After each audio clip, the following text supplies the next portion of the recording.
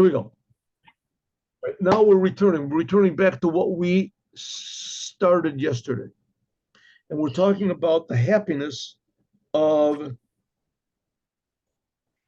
we're talking about happiness in general, but we're talking about the happiness of Sukkot. And we said that happiness, true happiness, has a spiritual source. True happiness means being happy with your creator. That's what true happiness is. And it depends on love. And it depends on understanding. And when you feel how good God is, and how precious God is, you feel it. And now we're not talking about in religious terms over here. We're talking about that God creates us. When a person really feels this, that God creates us, that God is not this, like I say, a religious figure or some sort of an icon or an idea, a force, power separate from us. Because if so, then a person is always going to be closer to himself because we feel ourselves. But if we can feel that God is really creating us and that he's infinitely close to us, and we can feel this, then there's happiness. So on one hand, a person can say, well, that's, who's going to feel that? So on the other hand, you can say, well, everybody, because it's just the closest thing that we have. It's closer to us than we are to ourselves. We're being created by God. So, but this depends on understanding. You can't look and see God. And in fact, if you really think about it, all happiness depends on understanding. If it's true happiness, it depends on understanding. Unless a person puts it out, some sort of electrode in his brain or some sort of a chemical process, and it makes him so he's just jumping around and he's happy, or he goes to some sort of a big party or something that he's outside. But even then, right? Even then, if you go to some sort of a big party and everyone's dancing around there taking drugs, and someone comes and says that the drugs were laced with arsenic, everybody's going to die, right? Or there's a fire coming, right? There's everybody run. So all of a sudden nobody's happy, because it all depends on what you understand. What you understand, even if it's a lie, it's announced on loudspeakers, everybody's happy and they're all dancing, and someone says there's a big fire coming, a big something, a monster is attacking, and you believe it, even though you don't see it. What you understand, that determines if you're going to be happy or not. Huh? And you see there were people that were happy. You ever see the Nazi rallies in Nuremberg rallies? How happy everybody is, just looking. They have they pan, look at the people's just eyes glistening with joy. That they're going to be, because they were explained something. They were explained something. Right? We are going to take over the world, and we are this. Oh, we're so happy. Right? And then when they were losing, everybody was sad. They were all miserable. What you did. Realize, we didn't think it was going to be like this. So it all depends on a person's understanding. But we're saying that this goes for good. It goes for good as well. In other words, you understand, when you understand God, when you understand you're being created, and you understand that there's a creator, and you feel this, so you're happy. That was the idea of the Holy Temple. People went to the Holy Temple, and they felt that they were being created, and that's why that made them happy. But there's a happiness which is higher than understanding, and that's what we're going to talk about now. That's the idea of the water. So we said happiness in the Holy Temple, that they would pour water every day. This was happiness. Wine every day that they would. So in the Holy Temple, they would pour wine every day of the year. There was a wine pouring. And this wine pouring, even though people didn't drink the wine, but nevertheless, this opened the doors of understanding. It was a spiritual thing, but they were doing what God wanted. So it made understanding more accessible. So people would go to the Holy Temple and they would come back happy because they understood how good God is. And the pouring of the wine opened up this understanding. Why did wine open up the understanding? Because wine, it's first of all, a person drinks wine, And it could make him feel good, makes a person feel happy. Not only that, the wine itself is juice that's concealed inside of the grapes, and you squeeze it and it comes out. The same thing. That's what happiness is. It's something inside of us. It's our soul inside of us that's awakened by means of our understanding. That's wine. But on Sukkot, in addition to wine, they also poured water. And what is water? Also, the idea of pouring water. This is much higher than pouring of the wine. How is this so? We'll see in a moment. We said why water is quiet. Water is like the Kohanim. Wine represents an understanding that comes from us a little bit. We understand. But water is so deep. It doesn't have any smell, doesn't have any taste. It's not concealed inside of anything. It's no color, colorless. What makes a person happy from water? I guess if you're thirsty and you see water, you're dying of thirst. But that's not what if so, a person should also be happy if he sees a piece of bread, if he's hungry.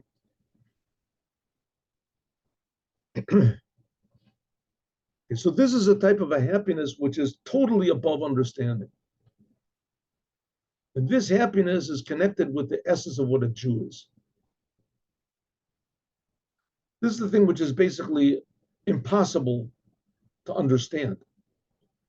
The wine aspect of it is bino, he said, is understanding. So that's an aspect of the Jews you can sort of understand. All these things we've been explaining. God took us out of Egypt.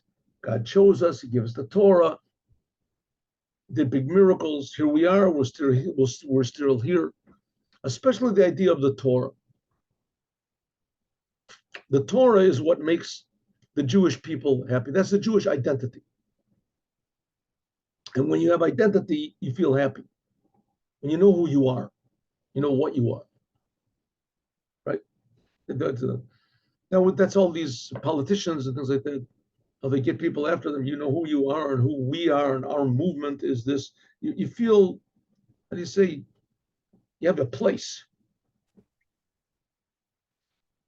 You have a place of who your identity is.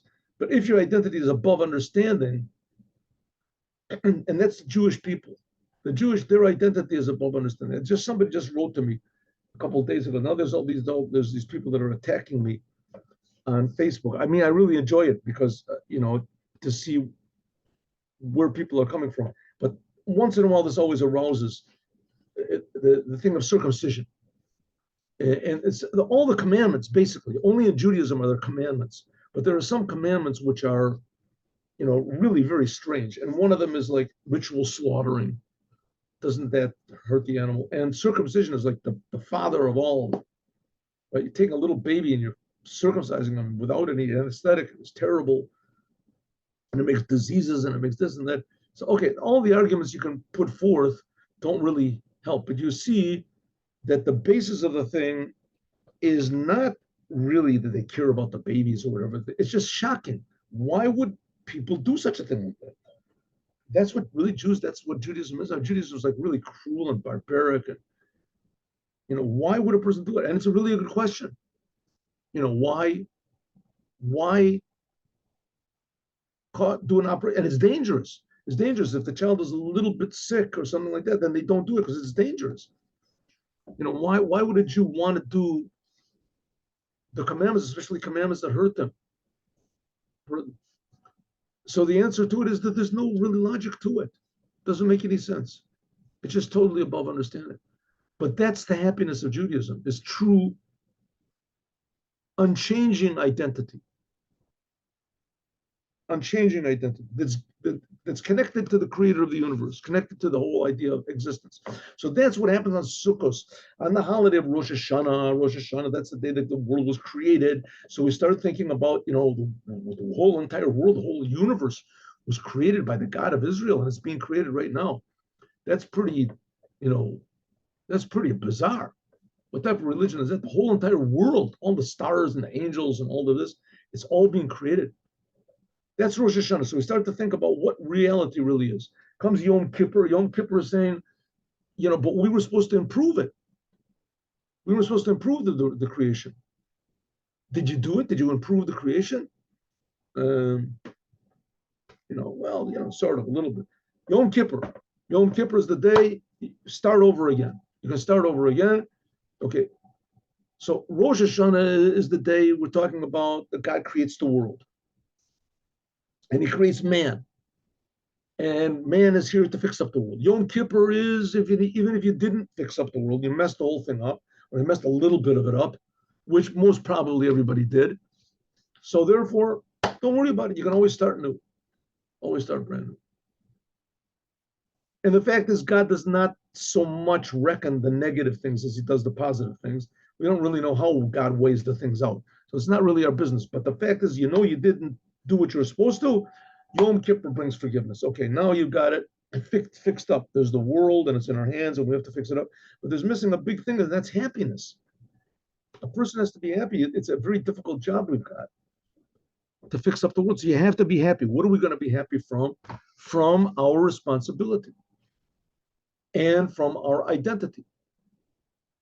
And that's the idea of the pouring of the wine. The wine reminds us of our responsibility to God and what we can understand. Wine is understanding, we said, is bina.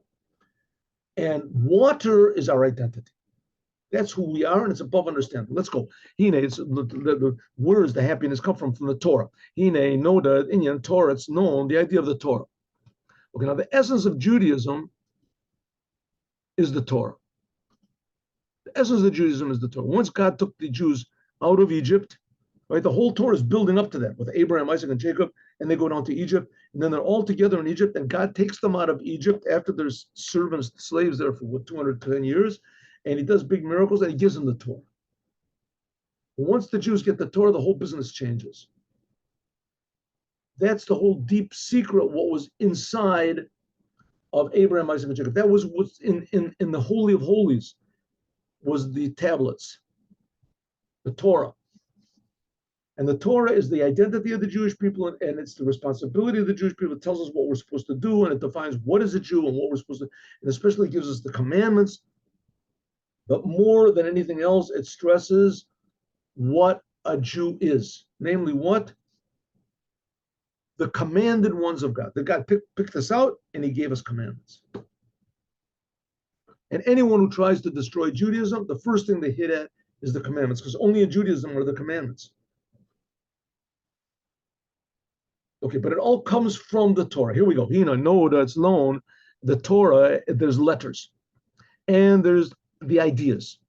The Torah is letters. There's Torah, the letters, that's what we see. And then there's the ideas which are behind the letters. The letters of the Torah, they just come to express the ideas that God wants us to get from the Torah. Here we go. Know that it's known in Torah Shebechtav, Torah Shebal Peh. It's known that there is what's called the written Torah and the oral Torah. The written Torah, is just letters, but sirufim and words. Like the rabbi say, call a Torah, the whole Torah is the names of God. And therefore, all the letters of the Torah, menuyos are counted. There can't be an extra letter and there can't be a missing letter. If there is, then the Torah is disqualified and you can't read from it until you fix up the letter. Fix up the letter and you can call every single letter has to be in the proper form, in the proper shape. And if one letter touches the other one, then it's no good because the shape of the letter is not there, right? You have two letters that touch each other, so it becomes one big weird letter. There has to be space between each one. Mukaf Kavil. It has to be surrounded by white. Sefer Torah. Look at a Sefer Torah. The letters, they're in the letter of Bina. They're the letters of the Torah. They're in the level of Bina. Like it says, Patchu Pituche Chotam. And there was a plate on the head of the Kohen Gadol, and it was carved out letters that were there. Look in the Ramaz. Ramaz is an explanation of the Zohar. Ukanira b'chush, like we can see clearly, shikashabo seichel, that when a person's ideas come to be understood, then it's revealed in letters. You have books and books and books. The nation of the people of the book. The Torah is the Jewish people are books, Talmud, Midrash, Torah, explanations of that's the level of the letters. It's revealed. But the idea of chachma, which is above understanding, there's no letters yet. When a person just has an idea and it's not yet formed in his mind, so then there's no letters for it. Right? Just 1 second. I got an idea. Let me think of this 1 second. It's hard for me to explain this. Just 1 second. You get an idea. The idea in your mind, that's before the letters. That's the source of the letters. That's the letters of the Torah, in the written Torah, the Torah scroll. The written Torah scroll, the letters, that's revealed. That's Bina. And Bina is called Sefer Torah, like it says in the Zohar. Hainu, Bechinas Otzios, these are the letters of God's thought. The letters, this is already letters of thought. Even though it says the Torah comes from God's wisdom, in regarding God, this is Chachma, but in regarding us, it's just called Bina. In other words, the letters of the Torah, that is already revealing what God is thinking. The Torah Shabbat Peh, but what's written in the Talmud, these are the ideas. That's the Chachma. The oral Torah in the Talmud, that's higher. That's the ideas over there. Sham Eino Otiot Ikar. The main thing is not the letters so much, right? If the letters are changed or the words are changed, it's not that important. The most important thing are the ideas, the meaning. If the changing of the letters changes the meaning, so it comes out of a different meaning, right? Then there's a big difference because there's all these different. You have to remember the Talmud was just written by hand for hundreds of years. There was 1,000 years what that wasn't written down at all. It was just passed down from person to person, and then it's a 1,000 years, and then came along about 1,800 years ago. They started writing down the oral Torah. It was just ideas, right? The ideas were just passed down from one to the other. That's what all the yeshivas, all these big great rabbis, they knew the whole Torah. They memorized everything. Ella seichel baskala he ikris. But in the Talmud and what's called the oral Torah, the main thing is the ideas that is inside of the letters. That's what causes the letters. So the letters are revealed and the ideas are concealed. The letters are in the written Torah and the ideas, that's in the oral Torah. Therefore, you're not so careful about the letters in the Talmud. Even Torah Shabbat Peh, and the Torah Shabbat Peh, the main thing is the ideas. Vaskala. Like it says in the Gemara, my time, what's the reason of Rabbi Meir? My time. The whole thing of the Talmud is to understand, to get the ideas, what God wants. Shehu bechinas tamim, this is reasons. This is what's called in Chachma, Kanoda. And in this, we can understand, we can understand the idea of the pouring of the wine. The pouring of the wine is written in the Torah. And the pouring of the water is not written in the Torah. The pouring of the water is learned from just a couple extra letters over here, one over there. It's what's called the Halacha LaMoshe Misinai. It's a law to Moses that God gave him orally on Mount Sinai. Told him not to write it down. That the rabbis will learn this. Hainu ki yayin, because the whole idea of wine is bechinas bina. This is understanding Torah shebechtav. Wine, that's the letters of the Torah. That's the wine of the Torah, like it says, lochen, therefore, yochlu, lichtov, it can be written in the Torah shebechtav. You're writing exactly the letters that God said, that's in the written Torah. That's accessible. Masha'enkin, which is not the case, the pouring of the water in the temple, this is higher. If Bina is happiness, then Chachma is even a deeper type of happiness. This is a Chachma Eina Yochol Liot Katuv. It can't be written. That you can't make it exact like it is in the written Torah. This is mochin the Abba, mochin the Im. This is what's called Chachma and Bina. That's different language. Okay, so again, happiness comes from knowing who you are and knowing that that's very valuable. Right? You get a check for $1 million if it's a real check. Oh, I'm rich. That makes you happy.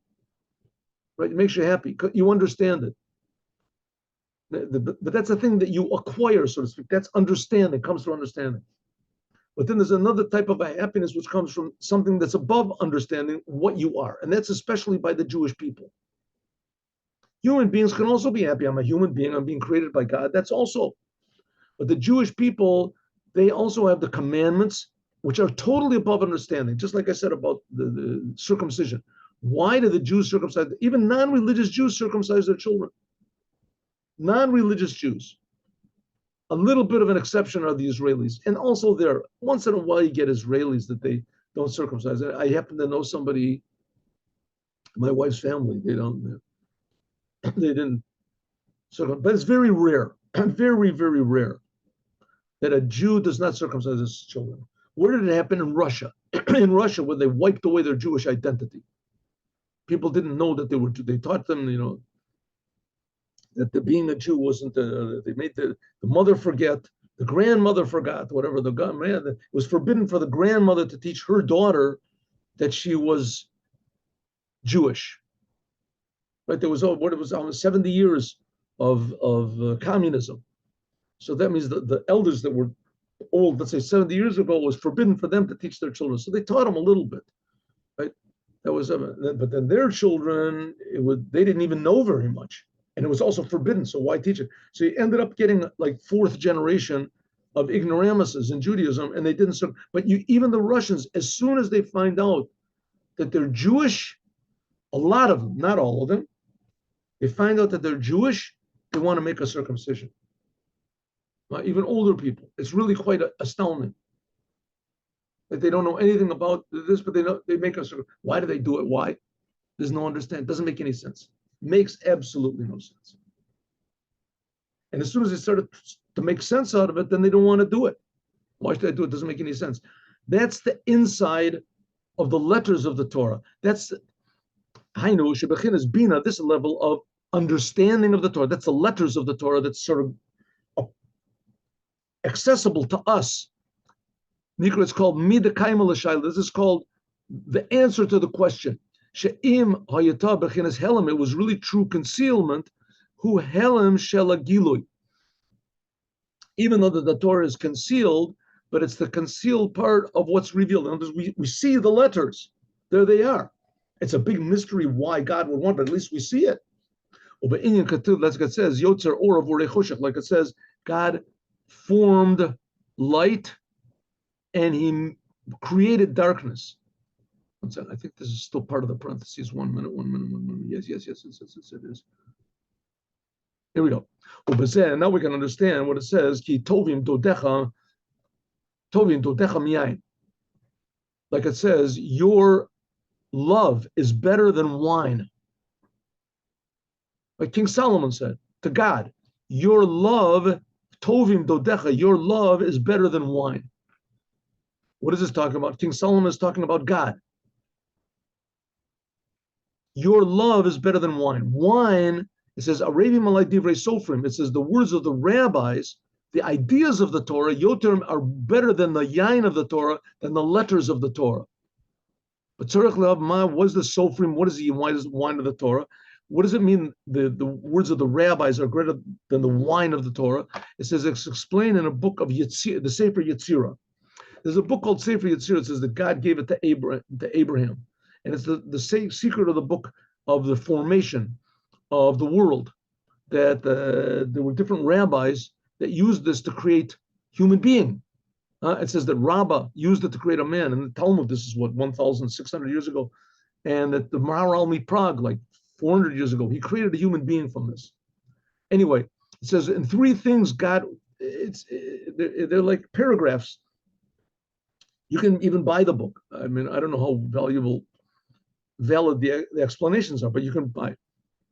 It says God created the world with three things: the sofer, b'sefer, b'sipur. God created the world with three things. With the sofer, that's the author. Sofer means the one who writes the book. Sefer is the book. The sipur is the story that comes out of the book. Sofer, sefer, sipur. What does it mean? Sofer, this is the level of Chachma. He's the one who writes the book. He writes mashpia into the sefer, to the book. The book is that's the sofer, the one who writes the book. That's Chachma. The book itself is sefer. That's the letters of the Torah. That's bina. And sipur, the story that comes out of it, this is the dibur makabel. This is us receiving it from the sefer. When the sefer is bina. Sha'ari bilti machshava iyavshal daber. Without thought, it's impossible to speak. So what are we saying? The Torah comes from God. That's the hidden part of the Torah. That's the ideas of the Torah. The letters is what comes out. So the Sefer Torah that we see, that's just the product of the words. The words, of the ideas. The ideas of the Torah, that's what's in the Talmud. That's the ideas behind the words. That's what it means. Divrei Sofrim, Bechin is Sofer, that's the Sofer, that's the author, which that's Chachma, and that's the source of the oral Torah. And the oral Torah, that's why the Nisach Amayim, this mitzvah of pouring water in the holy temple, Yoter Miyayin, this is higher than the wine of the Torah, which we said the wine of the Torah, that's the written Torah, that's called Sefer, that's the book. Hubachin is Bina, and that's called the idea of pouring of the wine. But Chachma, that's the Sofer. Sofer, that's the author. And that's why this commandment of pouring water is not written clearly in the letters. It's too high for the letters. It's too real. It's very, very high. That's the Sofer. That's the one who writes the book. It's higher than this level of Bina, which is just the book itself. So we're saying if you can be happy, that's something like the carved out letters that are in the Ten Commandments. The carved out letters that are in the Ten Commandments, the letters that are on the Sefer Torah, those are written letters. They, so to speak, are an additional thing to the parchment. But the carved out letters, that's one. That's true essence Jewish identity, how the Jews are united with God above understanding. And that's the true motivation to doing the commandments. In other words, not thinking about yourself at all, not thinking about reward, not thinking about punishment, not thinking about anything, just realizing that's who we are. That's what a Jew is. A Jew is one with the creator of the universe. The universe exists, the world exists, here we are, right? The scientists measure it and the philosophers try to explain it. It's here, there's a world, right? God, the Jewish people are connected with the creator of the world. It's above understanding. And that's a tremendous joy, but it's a tremendous joy which is above just jumping around. It's the source of all the happiness in jumping around. Even though this level of Chachma is above understanding, nevertheless, Chachma and Bina, they're trained rein the lomis parshin. They have to be two friends that never separate. What does it mean? Chachma is the spark of creation. And Bina is already the expression of creation. So Bina, we said, is the letters of the Torah, how God expresses himself. Chachma are the ideas of the Torah. The ideas of the Torah, which are the source even higher. It's a very interesting thing that the Maimonides, he writes, I just sort of understood this, Maimonides writes that in a lot of ways that Christianity is better than Islam. Even though the Islam, they don't do idolatry like the other religion does. They don't do idolatry. They worship only God. And a Jew can even go into a mosque and pray. Not with them together, but you can pray. I mean, if you're forced to, I guess you could pray with them also. But they deny the whole Torah. They deny the Torah totally. That's what the Rambam writes. They deny that there's the Torah. They say maybe the Jews had it once, but they lost it. Whatever they have, doesn't make any difference. They deny that there was such a thing. Okay, which is not the case. The Protestants and the Catholics, right? They say every letter of the Torah is true. You just don't know how to explain it. They deny the rabbis. In other words, they grab onto the Torah, the external Torah, the letters of the Torah. Who explains the Torah? No, not the rabbis. It says that's the big sin of that religion, is that they hated the rabbis. Interesting. It says in the Talmud that the founder of that religion is boiling in hell because he taught to hate the rabbis. And that's what we're saying. That's the whole thing of the holiday of Sukkot, and the pouring of the water is the rabbis. The understanding of the Torah, what we call the oral Torah, the Talmud. So it says we have to have the letters of the Torah, but we cannot separate it from the ideas of the Torah. It has to be two friends that are never separated. That's what the language of Chachma and Bina. The Imkain, if so, you have to join together all the time. And which you have to realize that's the holiness. That's what's called holy. The holiness of the Torah. Holiness is something you can't understand. Holiness that's Chachma. Oh, if so, Vazeo, that's what it means. That means you have to draw water in joy. Water is what really makes you happy. Sason. Mayim, water, this is the level of Chachma. That's what we say, that's called holiness. It's totally above and beyond the letters of the Torah. That's the ideas that create the letters, the ideas of God. Shavu b'sasan, you have to draw them with joy. That's Bina. Bina is understanding. So even though the essence of the Torah, which is Chachma, is above understanding, it's above understanding. This is like a person's ideas that you have before you think them, right? Just all of a sudden, one second, I got an idea, right? The famous thing, which I don't think is true, of Newton sitting on the tree and an apple falls on him, and suddenly he thinks, wow, maybe there's gravity. And then afterwards he developed the principle of what gravity is, but he gets the idea, right?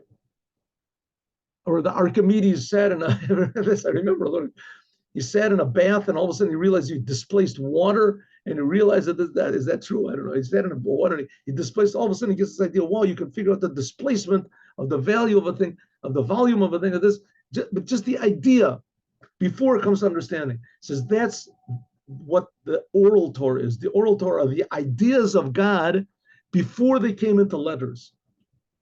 They have to join them both together so they become two friends that are never separated. In other words, not just the ideas of the Torah, the expression of the Torah, the existence of the Torah, but the holiness of the Torah.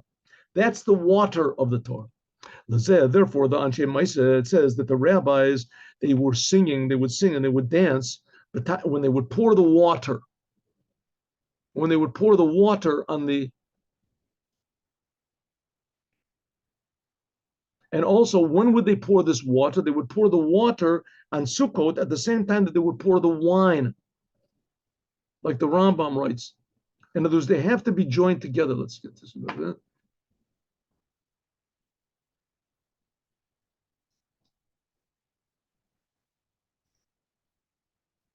One minute.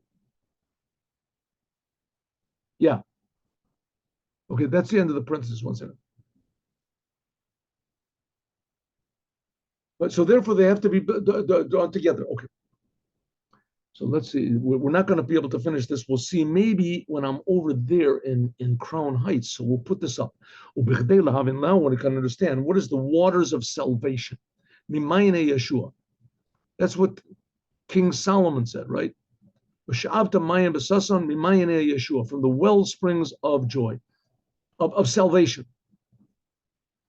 So let's understand what a sentence that King David said. And King David said the sentence, Kos Yeshua saw, a cup of salvation I will lift up, Ubashem Hashem Ekra, and the name of God I will call. We say this in the Hallel prayer.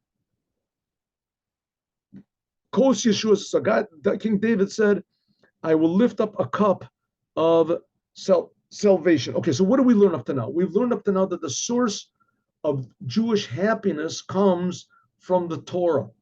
And the source of Jewish happiness comes from our understanding. But there's a source to that source, and that's Jewish identity, just holiness. And that is the ideas that God had before he gave the Torah, the source of the letters of the Torah. That's something like the carved out letters that are in the 10 Commandments. That's the 10 Commandments as they are in the Holy of Holies. That's the source of this has been 1 minute, 1 minute, 1 minute. Here it says that my microphone is not working. Is that true? Can you hear my microphone? 1 second. This you can't. My video went off. 1 second. 1 second. Over here. Oh. Yeah, your video went off. Yes. Oh, no, it went back on? Should be. No? Yeah.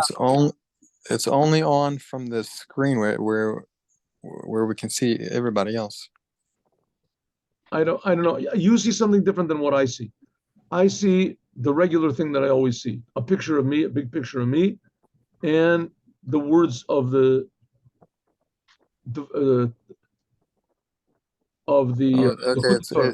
It's there. It works. Yeah. Okay, good. Made a mistake. We're gonna have to do this. So now we can understand what it means that King David said, "I lift up the cup of salvation and call the name of God." That's what King David HaMelech, all of a sudden, King David said, who he was and his identity. Who was he? He was the level of what's called Malchut of Atzilut, Malchut, which that's the cup of salvation, like it's written in the Zohar. Now, what this means, I'm gonna have to teach. God willing, I'll arrive in Crown Heights tomorrow, Tuesday, and I'll see by you it'll be tomorrow, and I'll see when I get time to visit.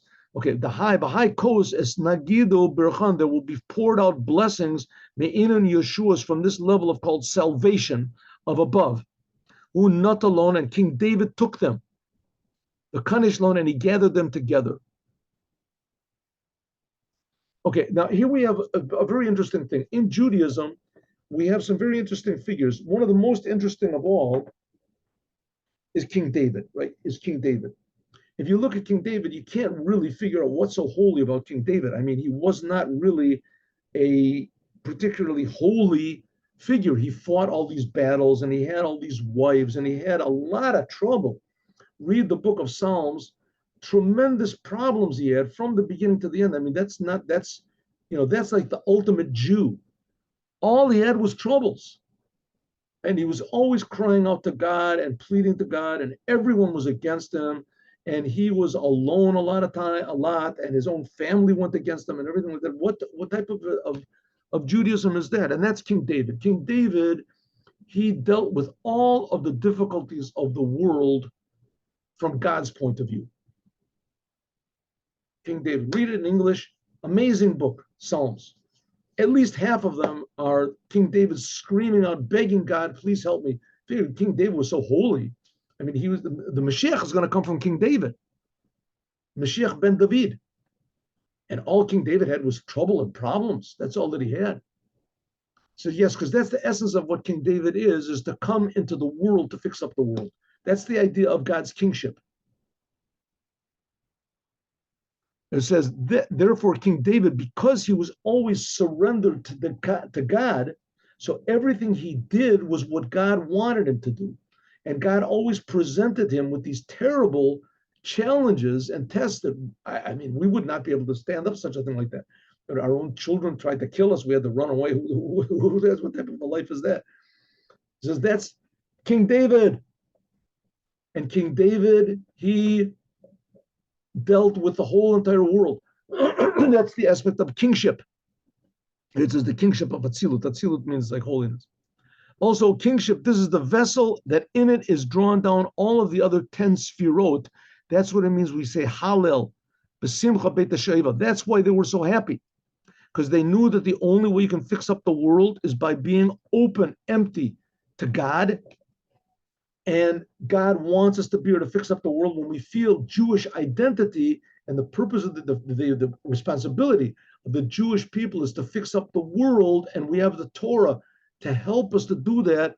And the idea is that God, that's happiness. That's what we have to draw water in order to do the holiness of the Torah, the source of the letters of the Torah. In order to do it, that's the whole idea of the dancing around and the great joy and the drawing of the water. Like Hillel said, if I'm here, everybody's here. Okay, we're going to talk about this. And that's what Yeshua said. That's what it means, salvation. That's what it means. What does it mean, God's salvation? It says, Man Yeshua da Yamin. This is God's right arm. Like it says, Hoshea Yamino. And this we're going to talk about, God willing, this week. I hope I'll be able to give a class, and I hope everything will work out, and I'll be able to upload it to our site in the YouTube. And now we started a Sikh of the Rebbe. Yes, about Yom Kippur. Yes. Now let's, God willing, finish. No, we'll have Likuti recording some.